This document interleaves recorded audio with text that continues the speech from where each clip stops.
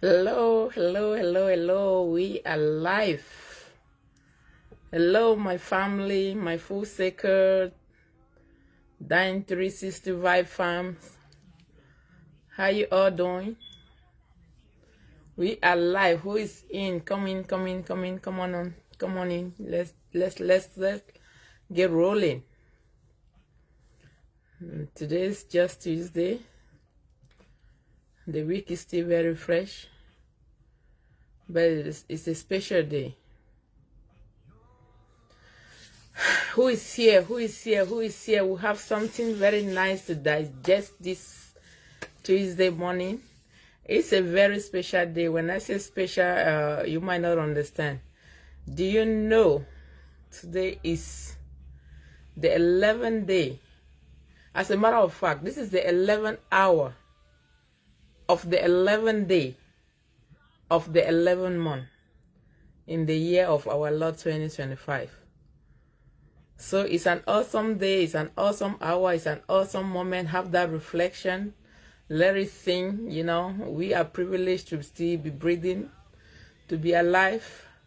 With every chaos that is going on in the world, all the turbulence, all the ups and downs in our life. But we want to stay positive, we want to be grateful, we want to look on the brighter sides. That we are overcomers, we are warriors. Everyday life, you need to be a fighter, you know. So if you are having some difficulties at your end, don't sit there and be crying. You are not alone. Everybody is a fighter in their little way. You all might look to be so heavy, so difficult for you to pull along. No, that is not just you. Everybody in this street of life, in this journey of life, we are on the battle. We are warriors. We fight, we conquer, we win in our own little way. Thank you for joining.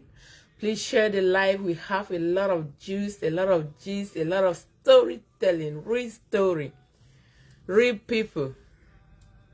Yeah, so welcome to my live. Welcome, come on in. Thanks for joining. Hope your day is going well. It's just Tuesday. We have a very nice topic to digest this morning. Storytelling, real story, real people. The hidden cost of love. What African marriages don't really show you. That is what we're gonna digest. But before we get into that, let's at least talk about today. Today being a very special day. Today is a public holiday. It is a federal holiday. And the holiday we are observing today is Veteran Day. So I want to first of all take a little moment for us to recognize the people that have been sacrificing for us. So today, being Veteran Day, is a special day where we honor and thank all the brave men and women who have served and continue to serve in our military. And I want to start by honoring my own Odugo, my own husband, who also served in the army. He's a soldier, whom I call my SG16, SG16, that's how I call him. If you do not know, now you know. His dedication, commitment inspire me every day. Like many veterans and reservists, you know, he sacrifices so much for our safety, our freedom, often quietly, and it goes without really, you know, hyping them. To my SG16, to all our veterans out there, I want to use this opportunity to say thank you. Thank you for your courage. Thank you for your sacrifices. Thanks for standing and watching so that we can live in this land that is free and to say it's safe. You know, Veteran Days remind us to hold that break. I've said this before. There's a reason why they label a specific day for certain things, because with the busyness of life, with everything that is going on, you know, people will just be busy every day, in and out, days, weeks, months, years, and we'll just overlook at some of these things. But something is really of significance to the community, to the public, to the world at large. They label a day to it. And what does that, those days, when they come by, what does it mean to us? And what are some of the days that you know that they have designated those days for specific things? Like today is the Veteran Day. So when they designate a day for something, mean that thing is of importance, and when that days come, it's for us to like pause a little bit, take some reflection, rethink about what that day actually means. Put some meaning into that thing that they are designating that day for, and then express our gratitude. Like today, the Veteran Day, we are here. This today is being put aside to honor all the veterans, all our servicemen and women, to express our deepest gratitude to those who have worn that uniform. Each veteran has a unique story of service and sacrifice, and every one of them has helped protect our value that we hold so dear. So if you know a veteran, reach out, say thank you. If you don't, still fine. Take a moment to recognize all. They have done a lot for us. Let's honor our veteran not only today but every day by living in freedom they fought to protect, supporting our veterans and their family, and striving to make our community better. These people are people who don't only, they sacrifice their life, their family, they stay away, they don't even have a means to communicate, they stand under the rain, under the sun for our sake. And to my Odugu husband, my SG16, and to all the veterans, may you feel the pride, appreciations that you deserve. Happy Veteran Day. I see Abua Benis is watching. Thank you for joining. May God bless all of you. This is my speech that I'm giving out for the I'm addressing all our heroes out there, our servicemen. It's coming from my heart. It's personal. And I'm trying to honor all the veterans, including my husband. So if you know a veteran, drop in the comment, share your gratitude, give them some heart, some thumb up. Let's recognize them for all the sacrifices that they've been doing. So today, that was the holiday that we are observing today. Let's dive deep into our storytelling of today.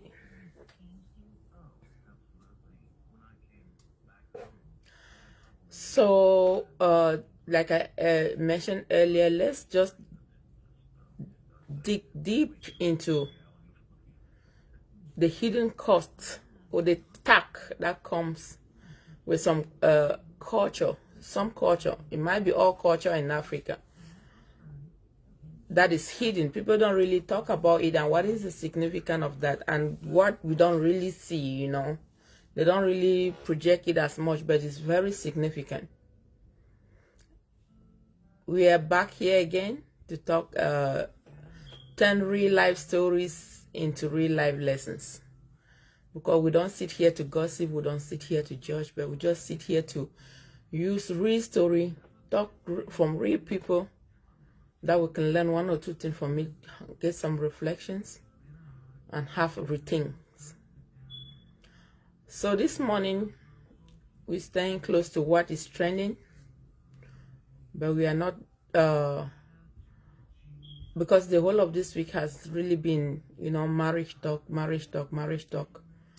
especially from our motherland, Africa. So there are certain things that really stood out or standing out in the cultural aspect as far as marriages are concerned, but it's really less considered or less talked about. Hi, Manto, Bilingual Mavis. How you doing? I see Can Elvis too is watching. Thank you all for joining. Yeah, so we are here to understand the deeper truths behind the noise. We just hear the big big hunt, big celebrity that were knocking their heads. Ned is a political celebrity, and Regina Daniel is our baby celebrity from birth. She's been in the limelight. And their marriage has come to the internet. He has always been on the internet anyway. When she married the girl, the internet, the whole internet break out. People who were against, people who said, be there when it comes to your own turn. Don't go and look for a rich person and marry. Be saying that it's a grandfather. So she went to the marriage before our own eyes. She projected all the luxurious life, Lamborghini, first class plane, all of those luxurious, soft, sweet, romantic life. And still before our own eye, we saw them left from the Lamborghini and they were on the ground crying. The whole family was in chaos. The mother screaming, the brother screaming, online sympathizer, the husband too trying to vindicate his own self. So they are not the first people. We have seen this before. Believe you me, and we're gonna see more. If I start naming, where do I start? I want to call the big names that we know them. Tonto Dike was married. She had a son for the husband. Before we know, she come out the same way crying. How about Cora Obidi? Married, her own was biracial marriage. They projected all the sweet, soft, romantic that you can think that you are in the worst relationship if your own is not like this. But little do we know that all of these are just screenplay. They are really hiding the reality behind. But the reality can only be kept for a short while, right? Yeah, like we saw, they broke it out and we thought initially it was a prank. But it came to be reality, and now they are doing co-parenting. They're doing co-parenting. In the case of Tonto Dike, when she finally broke out and cried in the internet, one of the big things that she was lamenting about was the husband deceived her with his ancestral lineage. From what Tonto Dike was saying, he presented to him that his father, which is the father-in-law of Tonto Dike, comes from the one presidential family. I think it was Obasanjo, has been the president in Nigeria. So Tonto Dike was really dying for that name and said, if only it could be true that your father was really from the family of Obasanjo, because you know it's but common in the global world. We've seen it. When one person make it out there in the family and the name become a big name. For example, let's take like Dangote of Nigeria is what looked upon as one of the richest person in Africa. Do you know that all the family member, even external cousin, even just acquaintance, people will be naming their children Gote, so that when they go everywhere, let them be recognized, let them be favored, let them be respected, because that name alone is an asset. And that is the reason that I've made a video here talking about the importance of names when it comes to African culture. And I also talk about the new law that South Africa has rolled into their constitution, that men can actually drop their last name and pick up their wife's surname, and it will be legally okay. So names are really big things in African culture. So Tonto Dike, as I was saying to her, if the husband did not lie to her, she will regret that the marriage did not really work, but she will still be proud of the name that her son, whom she bore with the man, will bear. But she came out to make us understand that the husband lied to her, that his father or Tonto Dike's father-in-law was the brother of the former president of Nigeria, Obasanjo, if I've not mistaken the name. And it turns out that the father-in-law of Tonto Dike was a servant to the man. It's not by any way related by blood or DNA. So it was a servant in the presidency during then. And just being the servant in the president, the guy used the name to lure Tonto Dike to things that He's coming from a family that somebody has once served as the president. So their name, Tonto Dike was coming for the name. When she find out, in addition with other things, she was lamenting, she regretted, she felt deceit. So name is a big thing. Name is an asset. It's just like the Adeleke. Everybody will want to associate themselves with the name Adeleke because Davido now is a big name out there. That name now is an asset. It's just like the Obama. So sometimes names. Let's look at the case of Nelson Mandela. I have the privilege to actually visited the residency of Nelson Mandela where he was living before he becomes the president. During the apartheid, before he was captured and imprisoned, my feet has touched the ground where Nelson Mandela was living, his personal residency. They have turned it into a museum. They put a lot of things where he showered, his office, his bed, his shoes. The letter he was writing in prison has been projected on a frame and put everywhere. And one thing stood out for me when I visited his residency as a tourist in South Africa. They even show something like the lid of a pot that they used to block bullets. And all of it has holes of bullets on it. One thing stood out. And what was that? People who share the same culture with me might easily relate. Because in our culture, each home has a tree that they call a fixed tree. That tree I've forgotten the biological name, but the tree doesn't know any season. It lives all season. It remains fresh. Like there's no dry season, there's no rainy season. So it's not an annual plant. The plant leaf, I think they call it perennial or something. It just leaf. It's always fresh. And the common name that people know, they call it fixed tree or yes, fixed tree. I saw that in Nelson Mandela's residence. And the tour guide who was helping tourists who comes to visit the site, because now his residency has been turned into sightseeing, he explained to us that fixed tree that we saw in Nelson Mandela's residence, all the lineage, his brother's children, his brother's grandchildren, his cousins, his nephew, anybody that they call it the Mandiba clan, anybody that is related to that Mandela. And Mandela was the fourth child. I think the last child of 4 children. He wasn't the first. So he has elders. And that was his name, Nelson Mandela. And they call it the Mandiba clan now.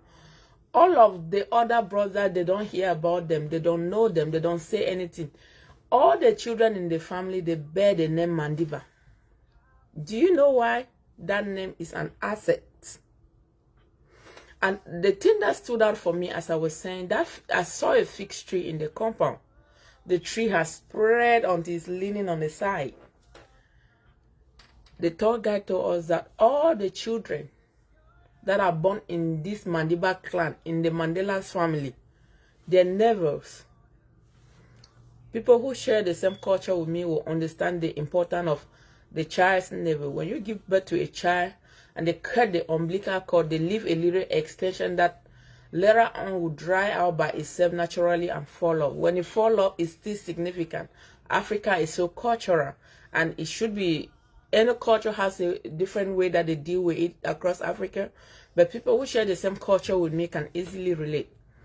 So they say that fig tree, all the children born in the Mandiba family, in the Mandiba clan, in the Mandela's family, no matter where you are in the world, they bring that their fallen umbilical cord and bury it under that fixed tree. And they say all the family, they take that name, even their son-in-law. If you marry a girl in that family, I'm talking about South Africa, even before it's becoming a law that men can legally drop their own last name and pick the name of their wives if they are legally married. Even before, they just roll it into the constitution. I think last week, prior to last week, all the son-in-laws of the Mandiba's family, None of them, you don't have a name. When you come, you are dropping your name to people because it's a big name. Nobody will even tell you to do that. That name is an asset. That is the importance of names. Yeah, so I saw the fig tree there in the Mandiba's home where all the families, when they have babies and that the umbilical cord, that the little extension that they leave dry up and fall down, they will pick it, take it there to bury it there. My own Odugu has joined. Happy Veterans Day. I already share my gratitude to all the veterans, including you. We acknowledge all the sacrifices that you all do for us, even though it goes unnoticed. Sometimes they don't really hype you all according to the sacrifices, the time you standing under the rain, under the sun, missing the family. Today being Veteran Day is just for us to stop a little bit and really recognize the work that you all are doing. And to you, my SG and all other veterans, and I say thank you all so much from the bottom of my heart. We know your sacrifice, we see it, and we appreciate it. Yeah, so like I was saying, the ongoing story of Regina Daniel and Ned has opened many eyes. Not just about fame, not just about worth, but about the African idea of marriage, power, and tradition. So, like I said, we're going to digest something that is really not talked about when it comes to African marriages culture.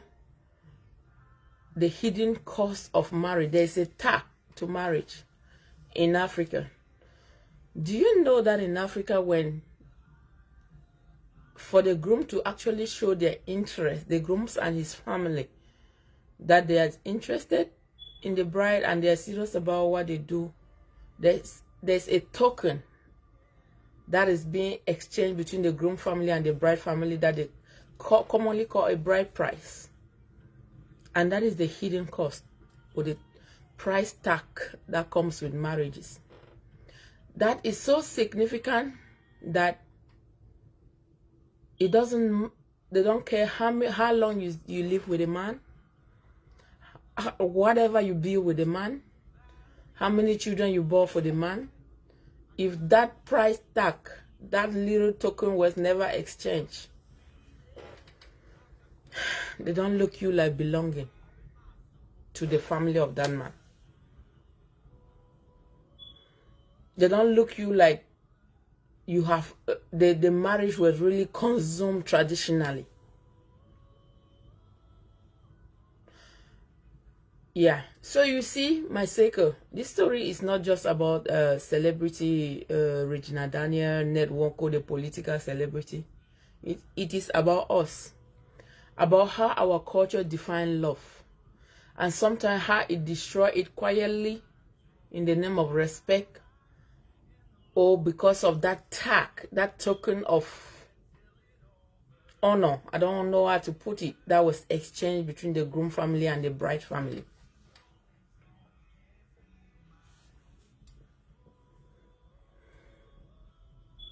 Let's dive deep into the bride's price.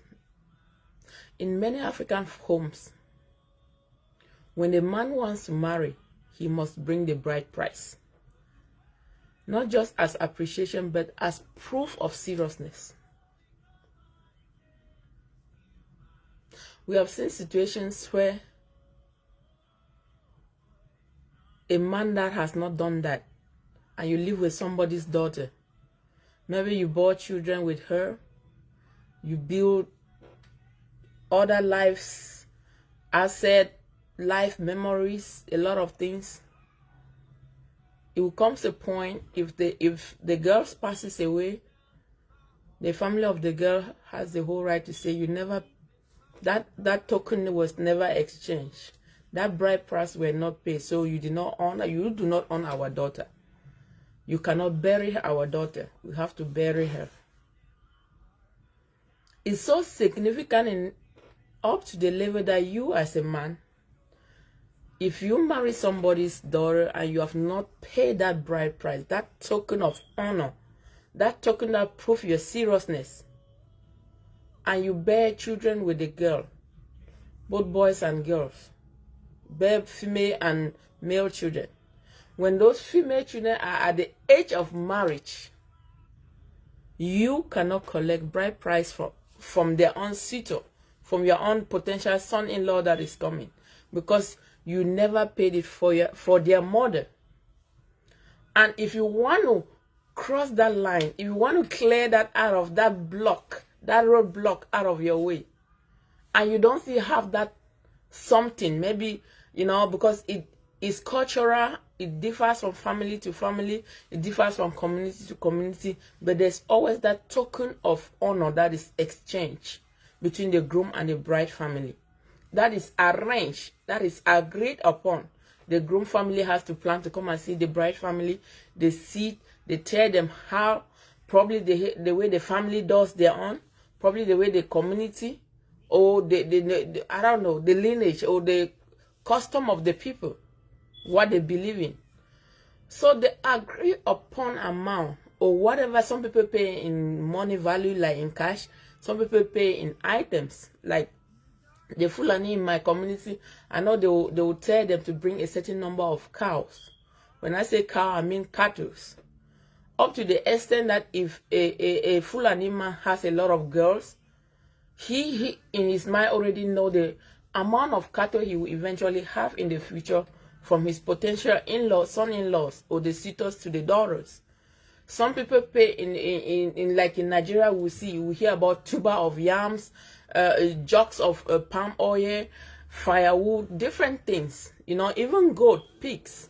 Some people just collect money. They can just levy you, bring this amount of money, maybe in 100, which sometimes it can come at any time. People who really want to do things right and clear their way might want to come meet the parents of the bride, talks that out, get to an agreeable whatever item amount of money, then they settle that before they actually officially marry the girl. And it's always very sweet and good when you do that prior to marrying their daughter, because that will open road for the parents of the girl and the girl's family to actually wholeheartedly give their daughter to you, then participate maybe in the traditional wedding, celebrate and be happy, acknowledge you as a new in-law, and then also give you respect because you have done what the culture demands of you. Some people, when they come to meet the bride parent to negotiate that, and after the negotiation, what is being presented to them is more than what they can afford at that time, or they don't really have it, they can postpone. They can agree that I've heard your demand, but I'm not in the position to fulfilling it now. I will still go ahead, marry your daughter, and then down the line, I will come to fulfill the condition. So it's never really a specific time that it has to be done. But if you have not done it, but you are keeping that girl, and you married the girl, you have children with the girl, you don't have right to accept that from your own potential son-in-law if you did not do it for their mother. They will skip it, or if you are still not at the level that you can actually clear that, to clear your own way, because it's like blocking you from receiving from your own potential son-in-law because you did not do it for their mother when it was your turn. Maybe you have so many girls, you tell one of your potential son-in-law to do it to their grandparent on your behalf. So you have nothing to do with it. You're one of your daughter, they'll do it to their grandparent or to your own in-law. Then eventually now when they clear that, eventually down the line, your road now will be open. You have the capability to accept from them. So it's very significant in African culture. It's very significant. So this price tag, when it's being paid, some men, they feel honored. They feel like they can talk amongst their peers. They feel like, yeah, I have fulfilled the obligations that was expected of me before I could marry this my beautiful girl. And now that I've fulfilled those obligations, I own her. She now is mine. So in that aspect, it will look like, because you commonly hear the word, the bride parents sold her to her husband. That word soul has always been used. It's not just now in ancients of days. Because of that token of exchange, you have been sold, depending on whatever amount. So when your husband or the groom's family pay that token, they claim ownership of the girl. They claim ownership of the woman, because according to them, they have bought it. At that point, your girl's child has been looked upon as a commodity. You sold. You actually label a price that was paid, and you collected the money, so you don't longer have any authority, any right, any say over your daughter. Your daughters, you have transferred your ownership. You have transferred your any say in her life. You have transferred decision making in her life to the husband by taking that token.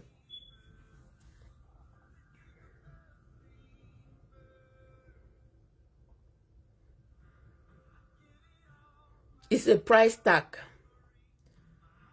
And men feel that the more you pay for that price tag, the more you are entitled. And after the ceremony, you start hearing things that I paid for you. You are mine. You are my property.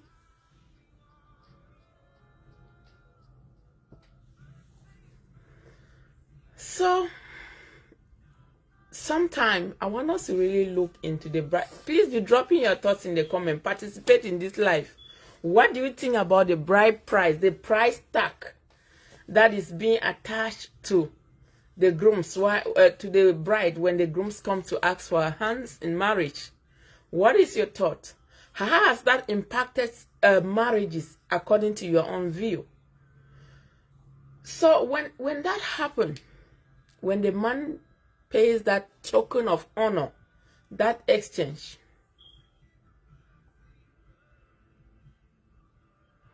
even if the wife down the line, the marriage is dissolved, or the marriage does no longer hold, let's say we're just married traditional marriage, which is recognized in African custom, in the customary court is recognized. If down the line the two goes there both way, for that marriage to actually be concluded, that is dissolved, it's no longer a union, that union is no longer there, regardless of whether they are kids or they are not kids. The family of the bride, sometimes, if they want to keep their dignity, out of pride, to save their daughter's head, to cut your connection from their daughter, your control, your everything, they say they want to return whatever you pay, the bride price. They say they will return the bride price to the groom's family. And it takes the kinsmen, because when they come to pay the bride price, depending on the family's setup, depending on the family acceptable way that they want to give out their children, normally on overall, like 90% is always the father of the child. The father might call his own kinsmen, his own family, his own brother, to come to acknowledge with them that he has collected the bride price. Some just do it silently, some do it with ceremony. So to return that bride price, some people can just do it quietly. Some people will still want to call the kinsmen of the grooms as well, because it's always the groom's father always comes with his own kinsmen to meet the bride's father with their own kinsmen, and that exchange happens. So when the marriage is no longer going and they want to dissolve it, they want to, like, okay, this is cancelled, this is call off, the bride's people want to go and return the bride price. Sometimes they want to kick their dignity in that, oh, our daughter was not a burden to us. Initially, you have good intention. You promised to treat her right. We trusted you. We hand over our daughter to you. But as it's not going, it was because of the trust that mutual understanding we have that we accepted the bride price. As our daughter has left or is no longer with you, please, we are coming to give back your bride price. So that they don't look at them that even though my daughter is not, your daughter is not still with me, but you still have the bride price I pay. Some family of the grooms, in some cases, they will accept the bride price to be returned. Some, because they still want to keep their influence on that girl, they still want to own the girl as they initially will, even though the marriage maybe is not going on a good terms, they are not on good terms, they are separated, they don't live together, they will not want to take it. And it's always a problem because it's a big deal once that token of honor has been exchanged. And still looking at the aspect that when the token of honor, when that bride price has been paid, it's a big contributing factor that enable women as a whole in Africa not to be looked upon by the society to only roll on a certain level. They don't live their full capacity, like they don't excel the way they feel within. They have societal limitations. When some men see a powerful woman with a lot of ambitions, it looks like a threat to them. And sometimes there's always power clash. There's always conflict. So sometimes the bride price, what was meant to unite family, often become a subtle way of owning a woman.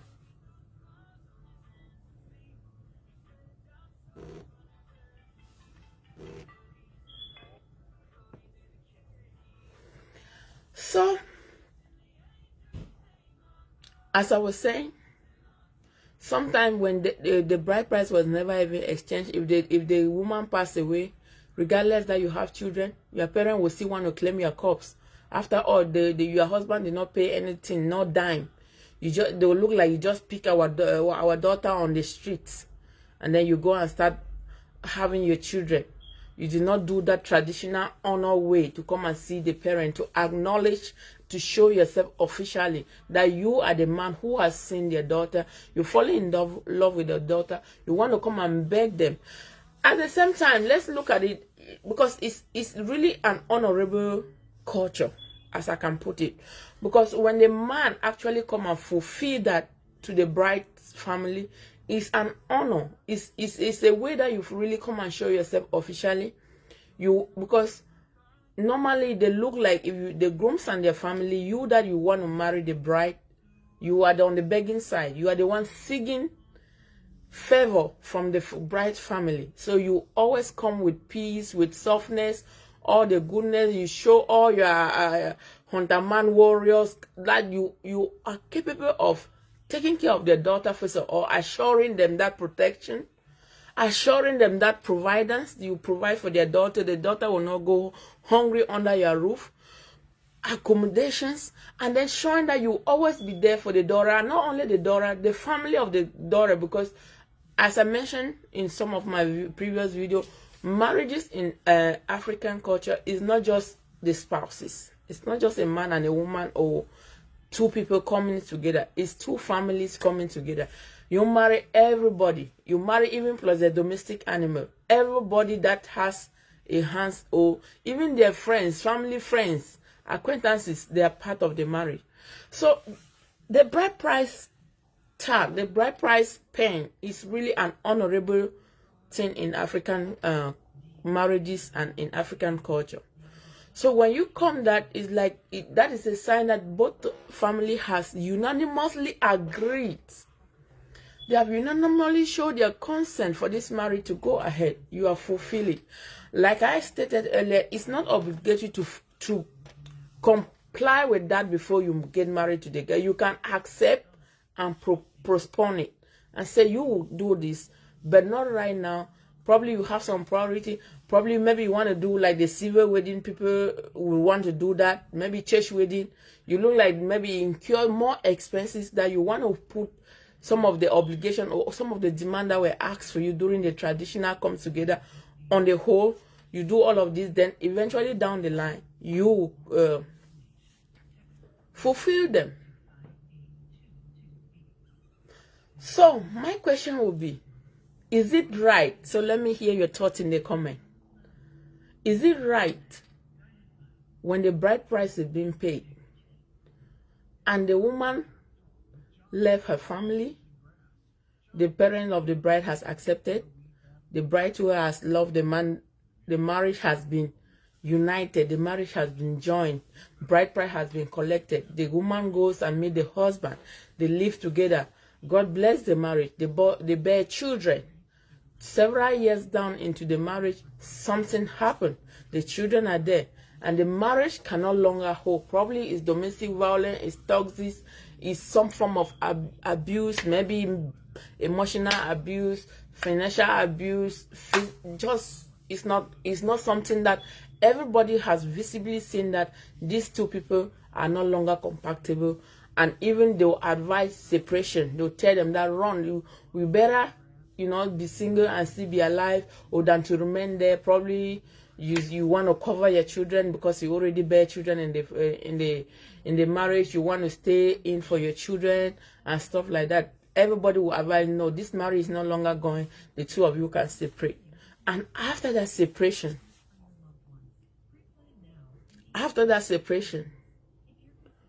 your parent or the parent of the bride be like, now that the marriage is not, the union has been dissolved, we want to come and return the bride price. Sometimes it's the parent of the girl who willingly want to go and return the bride price because they want to keep their dignity. They just want to free their daughter. They just want you to cut off from their daughter. Sometimes it's actually the groom's family coming.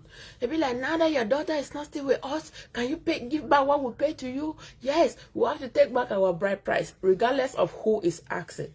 My question to my audience, to all of you, my family, put your thought in the comment. Let's hear.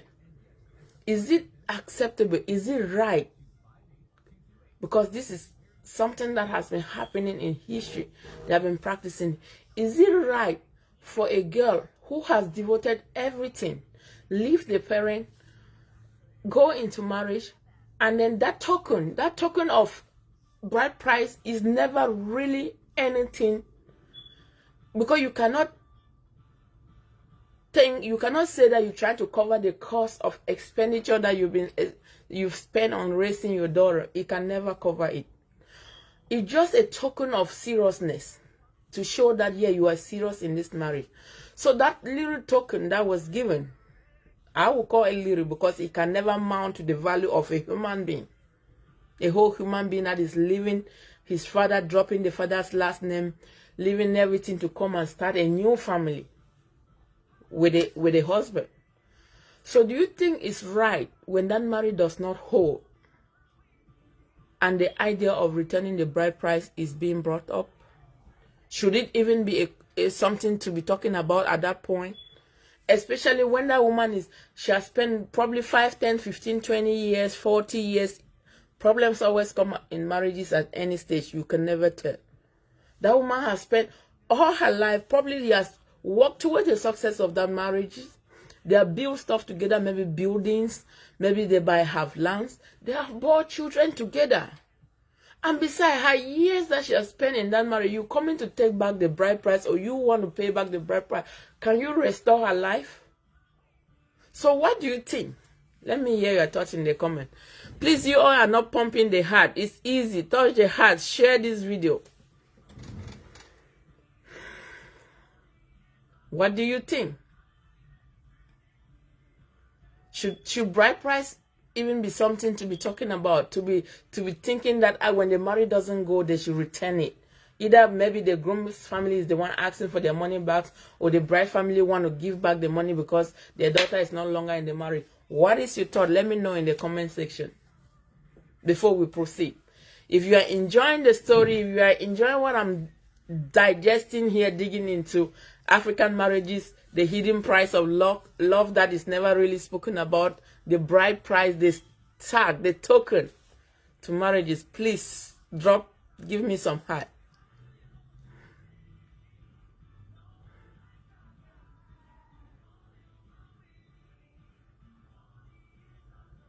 Now let's relate to the case of Regina and Ned. Because they are our famous celebrity and they are trending now. They're the talks of the day. You open your blue apps, whatever, which one you go there, YouTube, Facebook, TikTok, Instagram, is Regina Daniel and our celebrity political Ned.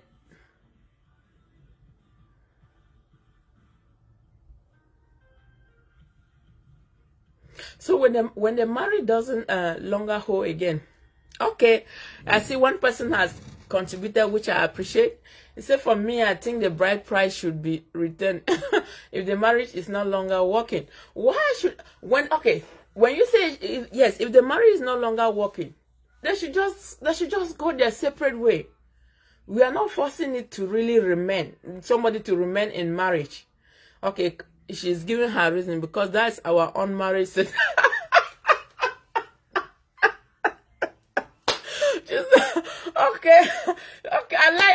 I like your point. Okay, because when they do they go to the court of law to get married, they sign a legal document issued as a marriage certificate. Traditionally, that bride price is our own marriage certificate. But look, you know that the tradition never really look into how much time you have put in that marriage, how much you have contributed in that marriage, and what are you living with at that point. But with a civil marriage, on the other hand, when you go to the court of law and you sign, they issue that certificate, there's a lot of things that come into consideration. They'll look, okay, this is, if you are going, sometimes you might hear of something like spousal support. Even though you are no longer together, but you still support your spouse, depending on who is on that position, who can support. So the civil wedding look into this. They don't just let you go empty-handed, even though you spend this number of years into the marriage, and a whole lot more. There's a whole lot. I being a financial professional, there's still another thing. I can talk to you here when it comes to marriage and for people who have married in the court of law, especially people in the diaspora who have something we call SSA, Social Security Administration. Put it the way you want to put it. Do you know that if you are living in a marriage for 10 years plus, and that marriage is no longer there, and you've been legally married, even if you remarried, do you know that your ex-spouse can still benefit from your Social Security? Those are things people don't know. So the civil marriage actually put in some consideration when the marriage doesn't hold, when the marriage cannot still, the union has been dissolved. You know, you don't just fly away. They look into it, they see there are some clauses that they have to meet. But with the tradition, people are quick to say, we are returning the bride price, or bring my bride price that I paid. But they don't give you anything. They don't let you, especially the woman. And that is where I was driving to. Because in Africa culture, even when a union bear children, it's by default they know that the children is the man's children. After all, they take the man's last name, right? It's the man's children. So if you are living as a woman, you will likely live just like that, just the way you come. They will even ask you, when you were leaving your father's compound and coming here, did you come with a child? Unless that man is really somebody who is running away from responsibility, that will even let the woman go with the children and doesn't even ask them how they are doing or anything. Yeah, so that is the thing. If they want to return the bride price, you know that they normally don't consider anything. The only thing they are looking at that point is that, oh, this marriage is no longer working. So maybe it's dangerous. Maybe it's harmful. And in 99.9% of cases in Africa, the woman is always on the less privileged when the marriage is not gone. The woman is probably always the one that is in danger. Very few cases you see where is the man that is in danger, or the man that is being trouble or violence or, you know, abused. Not that there are not men who are being abused by women, but 99, almost 100% of cases in Africa is always a woman that is on the less privilege or less advantage when the marriage is not going right. So they always look like the children belongs to the man, and automatically you, the woman, you are going where you're empty-handed. But Africa being what is it, a lot of men don't really want to face their responsibility. I'm sorry to say that, but it's the reality we are seeing every day. In that case, in those cases, you see most men, they'll even chase you and the children. They say, go, follow your mother and go. And in that way, it's a way of relieving them from their responsibility. And they will never ask you as you leave, how are you doing with the children? How are the children coping? How are they eating? Even some men, as I speak with, women under their roofs don't still know how a day goes by. They don't know how children fit. They don't know how their women, where they get their clothes to wear, how children go to school. Even them, if they come back and that woman, poor woman, has not prepared something, they will fight the woman, even though they did not provide anything for her that can enable her to prepare meals for the family. That's our African men, but that was not the topic of discussion today. The thing I was talking about was just that price tag that people overlook at it, but it has a lot of significance. It has a lot of influence in the marriage. Once that token of honor has been exchanged, it has a lot of significance. First of all, you the man now, you are very comfortable. You can sit anywhere and call her your wife. You can sit anywhere and say, I'm married, with no fear, because you pay the bride price. And that is why you hear they say they don't do small thing for my head. That small thing, they're very important. That small thing, they're very important.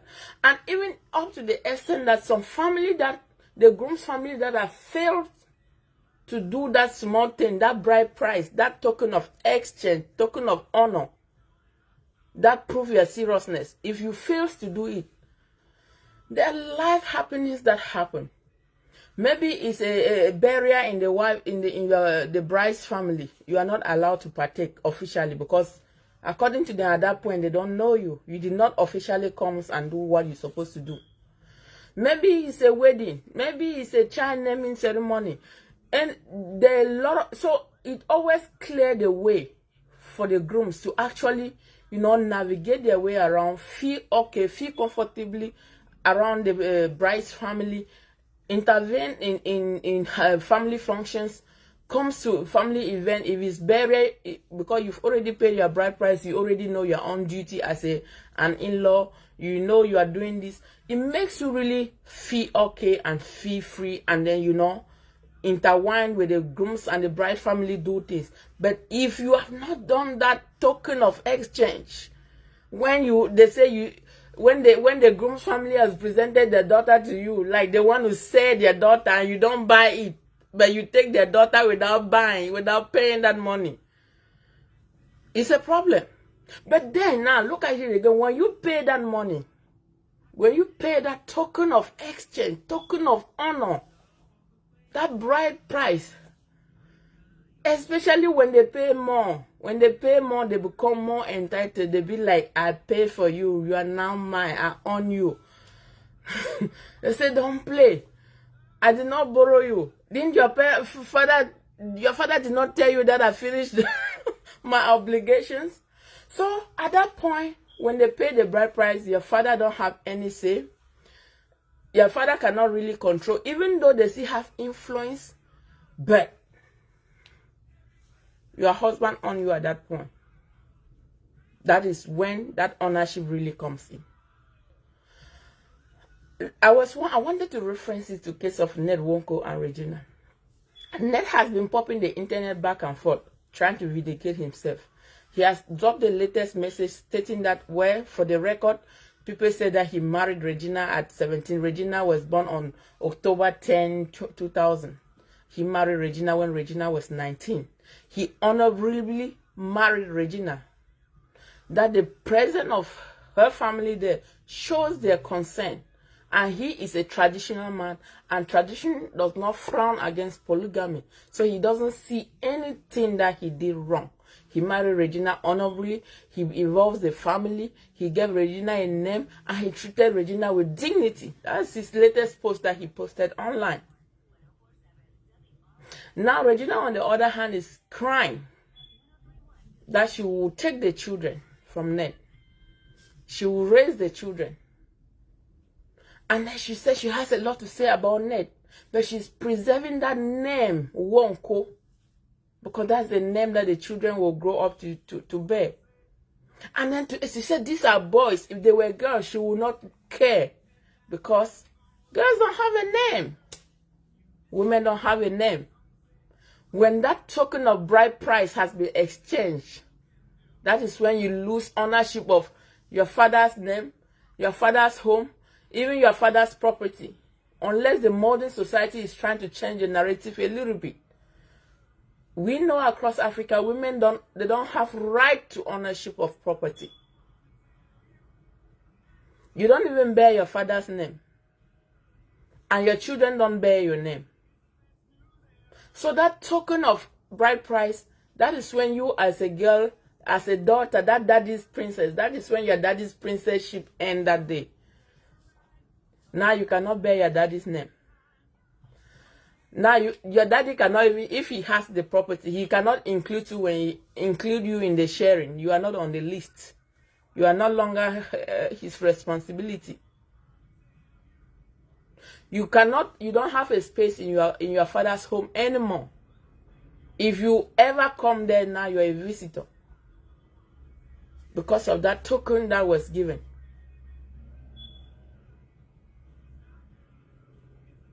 And this very aspect of bride price make the African culture look a woman different. They have a different regard to a female child.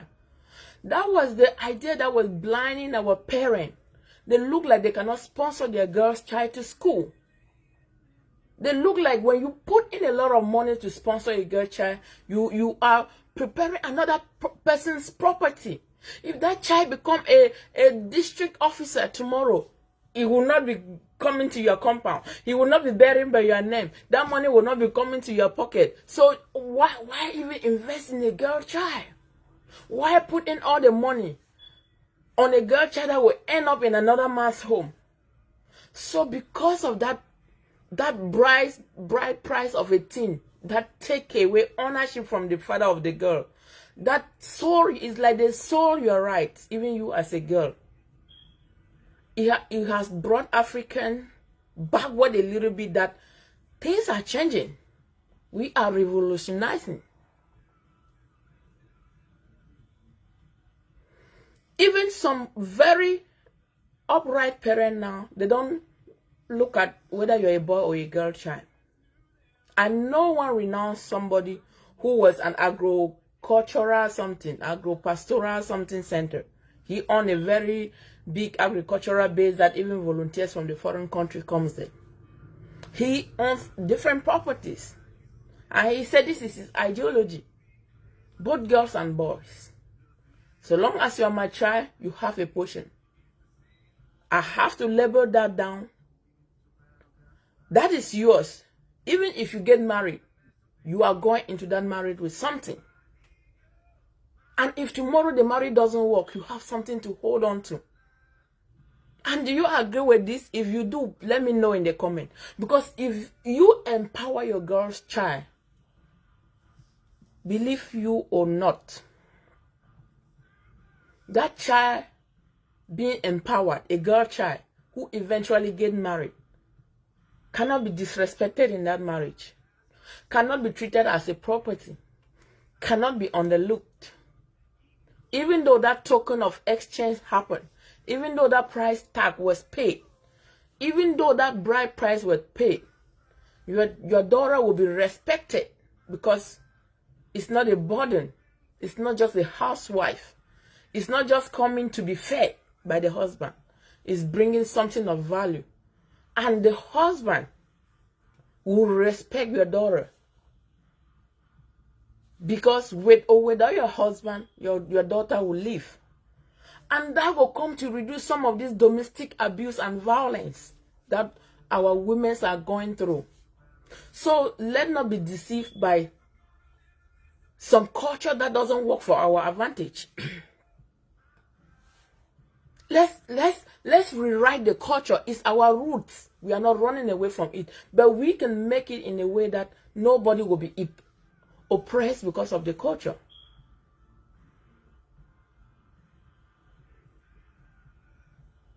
You cannot deprive your daughter of all the opportunities that this world offers, just because you think that one day you will end up in another man's house. He will not bear your name.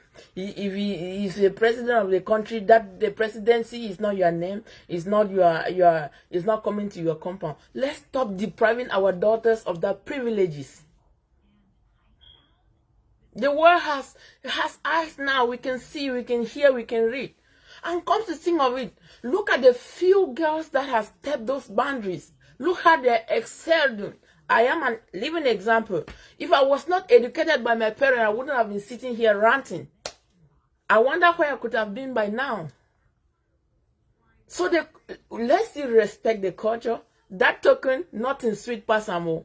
If you are keeping somebody's child in your house that you have not seen the parent and pay that amount that has been agreed upon, please do so, because you don't know what you are missing on. First of all, it add your dignity as a man. It gives you that pride, that confidence. Even though you can say, I now own you. Yes, you now own us. We accept.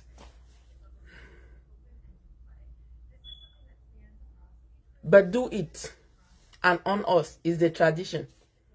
And then you parent, we parent, don't deprive your child of the opportunity, your female child, just because you think that one day they will end up in another person's home. They will not bear your name. Regina is lamenting that if those two boys, if those two children were girls, she wouldn't mind. Because we African knows that a woman doesn't have a name. Hi, Prince Will. We know that a woman doesn't have a name. She said if they were girls, she would not mind because they will grow and that name will not even mean anything to them. Now, I just touched on different aspects. I touched on the importance of names, and I touched on the importance of bride price in African culture. And now we are seeing a country rolling into their constitution that a woman's name is still as good to be accepted by the husband as women has been accepting their husband's last name. So it will come a time that the name of a thing will no longer be a problem. I've also narrated a scenario that we see names that are assets. Some names are brands. Some names are money. When I say asset, you don't understand. Just at the mention of that name, doors open for you. Those kind of names, for somebody who knows, even if your son-in-law that is marrying your daughter and you are the person who have that name, we'll talk of Dangote, we'll talk of the Mandiba clan, Nelson Mandela, even the Adeleke now, and you name it. Your son-in-law, as a man, that Odugu, will silently drop his own last name to pick your daughter's on, because that is the name that will bring something to their pocket. That is the name that even their grandchildren will hold on to. Just at the mention of that names, all the gates, all the doors, all the opportunities, the advantages will be flowing in, because somebody somewhere has once worked for the name, and the name stands tall amongst other names. So there will come a time that name, with as much value as we put into it, name is a pride to a man. You understand? Sometime South Africa has started, which is the next country that will follow. Culture, tradition in my motherland. So Regina wants her children.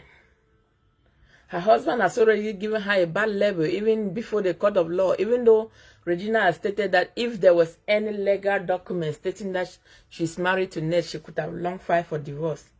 So since there was nothing, at the most, she will go her to her home, and as is common, her kinsmen will go to Ned and say, take your bride price and cut off, because once they return that bride price, that line is cut up. They don't care you have children, but you don't longer have control. Even things happens in each family, maybe you just do it partially for the sake of the children that she has born for you. You know, so that is only when you can be free. Another aspect of this bride price. Do you know that if a man has paid bride price on your head, if you have been sold to a man and they bought you, and down the line, the marriage is not working, and you carry your two left legs and you run, you, the woman, leave the marriage and say, no, I cannot do. I don't do again. Oh. Down the line, if you meet another man that you want to do now with a different man that another man has already bought you with money, and your family has not returned his money that he used to buy you with, even in the new marriage, If you have children when that bride price was not returned, tradition still count it as the children of your old husband. Do you know that? If you knew, drop it in the comment. Let's hear. That is how powerful my culture is. That's how powerful African culture is. That's how powerful when that token of honor has been exchanged. Even when you have children by another man, because the first man has already paid that money and it was never refunded, those children, by tradition, it still belongs to your former husband. And a new husband cannot come and pay that second price for the second time when the first one was not returned. It means they cannot take a bride price twice on your head. They have to return the first one before they take the second one. These are some of the aspects of the whole thing that some people don't know. I thought it was necessary to talk about it because we've seen this Regina and Nwoko. These are typical traditional marriages. They never went to any church to wait. They never went to any court, civil court to wait. They waited traditionally. And now the marriage is showing that it will no longer hold. Or at of this point, can we say they are separated? Because Regina is no longer with Ned. So if Ned chooses not to collect the money that he paid on Regina, according to African tradition, Regina can move on. Regina can remarry too. Regina can stay single and even have other children. But so long as that money has not been returned to Ned, she is still considered as Ned's wife. She is still considered as Ned's property. Even if she go and have new children outside, it's still Ned's children. And eventually down the line, if she goes to the end of life and pass on, according to African tradition, her corpse JJ going back to Ned's compound. Because of what? The bride price tag. And some men are so great, some are so cruel that they don't want to take that money. Not because they really want to have influence in your life, but they just want to frustrate you. They just want you not to have any peace or any afterlife when you left them. They just want to still have that attachment. Throw that money that they bought you with. In quote, because that's how we commonly say. When you pay and they take, that is selling, right? You sell and you collect. Your grooms come with money and your parents have you. That's exchange. Trade by barter. Give me money, I give you my daughter. And even with modernity, some family has come to conclusion. Some family has come to that point that when a potential suitor is coming to marry their loved ones, their daughters, nieces, their princesses, they just call both of you, two family, put you on the ground. I mean, food is not something that they can refuse. We eat everywhere. We go to funeral, birthday, anniversary. We eat. With paying or not paying before we get into the event, we eat. It's just food. So maybe the two families just come together and they exchange. Kola nut is also a very big significant in African culture. If you don't know kola nut, go to Google and look, Google it out. Kola nut, the Coca-Cola is being produced from kola nut. So spare cacao nut, you see. Some family has come to term that if you are really genuine, to show your seriousness, if they eat that kola nut and they drink the palm wine, very significant in African culture, they just want peace, they just want respect, they just want that family mutual relationship. Definitely they don't need the bride price. Definitely they don't want to look like they have sold their princess to you. And of course, they don't want you to claim that ownership and start treating their daughter as a property because you paid and now you own. You can do whatever you want. And definitely because they love their daughter, they don't want their daughter to look at them as, oh, my father sold me. And they still have a room in their home for their daughter. A lot of people do that now. Before they give their daughters out in marriage, they say, this is your room. And it will remain your room.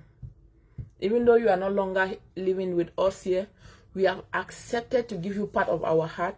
It's so difficult, but as nature have always stated, when a child grows, you can leave your parent and form your own family. And that is what we are doing right now. You have our full support. But at any point, if it's not going, come back. This is your room. Do you think if a situation like this, your daughter will be desperate in somebody's home? Do you think even with the man whom your daughter is married to, will the person rough-handle your daughter any way they want? No. So I'm just trying to bring awareness. I just want to create like teachable moments. Things are changing. If you are that girl who is listening to me, your parent might not have it all. Your parent might not meet your expectations of providing, of training you as a child. That is their responsibility to train. But there are a lot of opportunities now. The world is so open. The world is so global that nobody will perish because of lack of information. The Bible says it. My people perish for lack of information. There are ways to connect now. There are ways to network. There are ways to build yourself. Children are building themselves by themselves now in Africa. It has been happening before, but mostly boys, because boys take greater risks than girls. But I'm really talking to my sisters, big and small. It's not about marriages, so, because we have been looked like that upon ages. Even in classroom, when I was in secondary school, I had one teacher. That was the math teacher. You know, math is a subject that a lot of people don't like. He normally, put out this slander. You men, sit here and be comparing with these girls. I was making us feel like we are something. He said, be comparing with this girl. You don't study.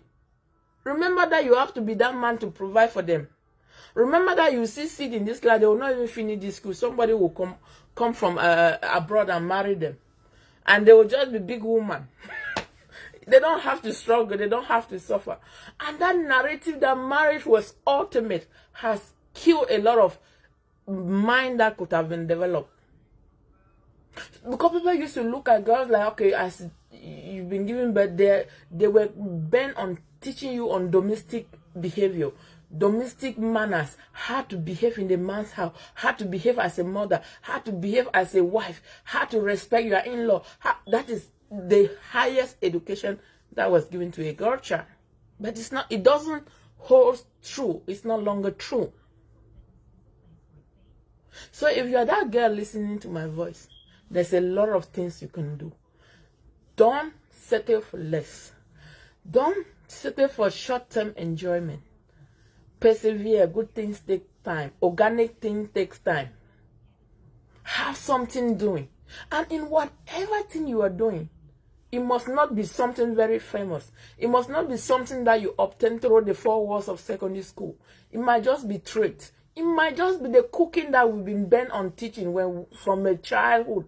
They teach girls, children to cook, especially because they know that you will be a domestic wife. Even just that cooking, you can still generate income and earn a living from the cooking.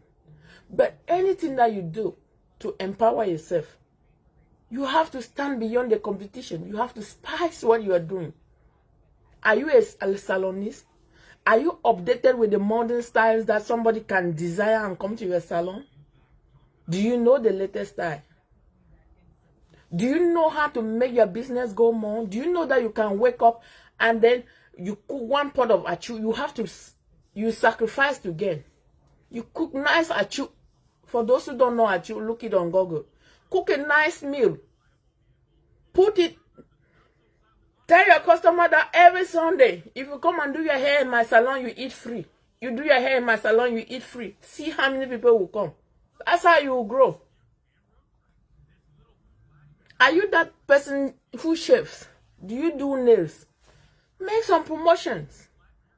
Do you know that if you come to my shop 3 continuous times, instead of paying one session of nail is 500. Instead of paying 500, 3 times, that is 1500. If you come straight 3 times, I will give you for 1200, 1200, and see the numbers will increase. So try to empower yourself. Whatever thing you are doing, the little thing you are doing, spice it up. Make it in a way that you can stand above the competitions. Before you go into somebody's house, find yourself first. Before you find a lover, before you find a partner. Put value into yourself. I'm talking to my sisters. Before someone will value you. So we've seen in the world of today, it is not only today. This little girl, Regina Daniel, when she married that man, I know a lot of people the life she was living, they were aspiring. She already have something to do. Even when she leave the man, she might just drop from the class she was living a little bit. But she, she has a career. She was not empty-handed. But that idea of women used to think that as this life destroy me, so if I see some Odugujo can pick me, go. I don't wear. Unless you don't want freedom. Unless you don't want to enjoy. Freedom does not mean that you will not stay with a man or your head will grow when you stay with man. No. Let's start regarding freedom in that aspect. Then you, my brothers, listening to me. As I stated, if you are staying with that girl that you have not paid that price tag, better do your obligation. Oh. There is joy in doing that. There is pride in doing that. But then, on the other hand, knows that once you do that, it's just a mutual coming together. It's just a mutual exchange. It's just a mutual understanding. It's not by any means somebody surrendering their rights, their God-given human rights of existence, bowing down that they don't longer have a say in their own life. They already accept your name in a way. The children, the boy will accept your name. Isn't that a lot? Isn't that something big enough for you to appreciate her? Letting go of her father's name. Most women are really conquerors. Most women are warriors. But if you support her dream as a brother, if you support what she's doing as a brother, you are hearing me.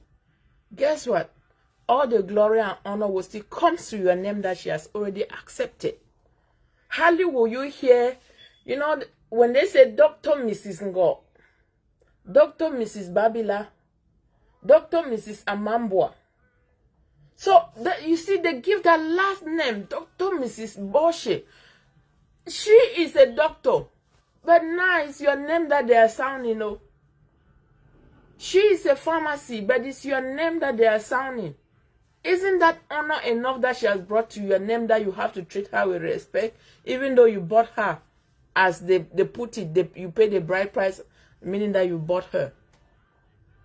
So don't limit them, because when you support their career, when you support their dream, when you empower them and that growth come, guess what? Even if you go and do some charity somewhere, they will still say Mrs. is your name that they are sounding. Her father's name is not even mentioned. Her own last name that they gave to her, or her middle name, they will put it. It's not her. It's still your name. So let's grab that with respect and honor. Let's do what the culture demands, but let's not abuse the culture. Let's not pass through the culture and abuse